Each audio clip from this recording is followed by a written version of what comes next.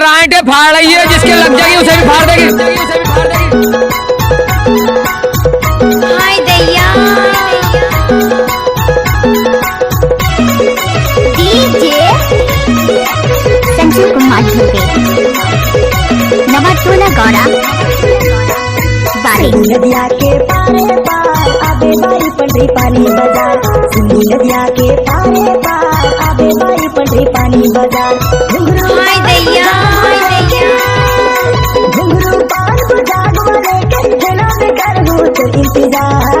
बाजार आबे के नहीं बताना बाई। सुनी नदिया के पारे पार आबे बाई पंडरी पानी बाजार। सुनी नदिया के पारे पार आबे बाई पंडरी पानी बाजार। डीजे संजू कुमार धुबे नवाटोला गौड़ा बाली गर्लफ्रेंड कहाँ मिलेगी? हरी बारी में देरी तजल करबे सुन बाई देवान पट पर ले आवे। देवान पट पर ये पंडरी पानी के रास्ता लगा झुलावे। हाय दैया पंडरी पानी के रास्ता लगा झुलावे।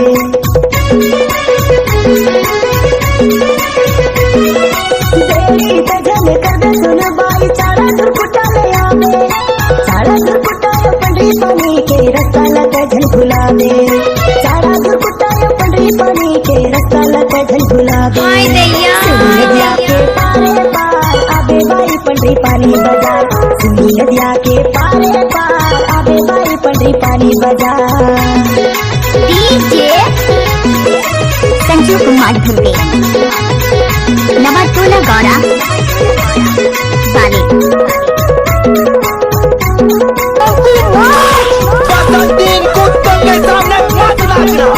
क्यों नहीं नाचेगी? मुझे पैसे देगा।